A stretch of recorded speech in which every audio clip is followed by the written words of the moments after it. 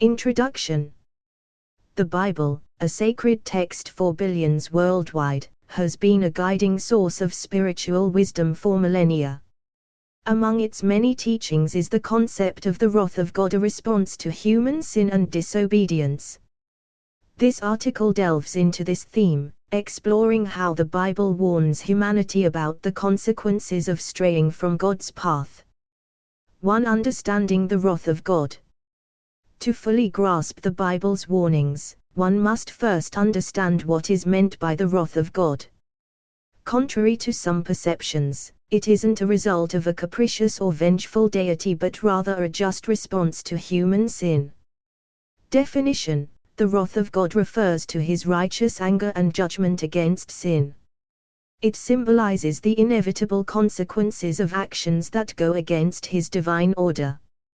2. Scriptural references to God's wrath. The Bible references God's wrath, each highlighting a different aspect or outcome of human disobedience. Old Testament warnings. Genesis, the story of Sodom and Gomorrah serves as a stark reminder.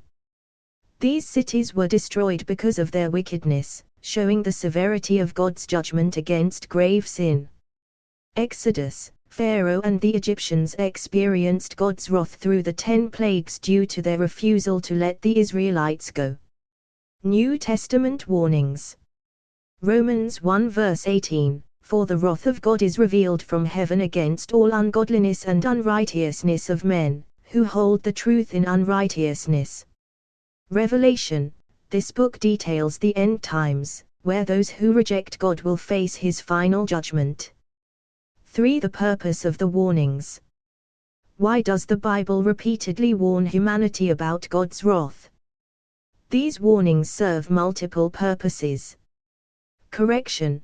God's warnings act as a corrective measure, urging people to turn away from sin and seek repentance. Instruction. They teach believers about the nature of sin and its consequences. Revelation. They reveal God's character, his justice and mercy. 4. The nature of God's wrath. It's crucial to differentiate between God's wrath and human anger. While human anger can be unpredictable and unjust, God's wrath is righteous. It is always in response to evil and injustice. Predictable. God's wrath doesn't occur without warning. The Bible provides numerous signs and prophecies. Redemptive. The ultimate goal is not destruction but redemption. God's judgments are meant to bring souls back to him. 5. The hope beyond the wrath. While the Bible speaks of God's wrath, it emphasizes his love and mercy equally.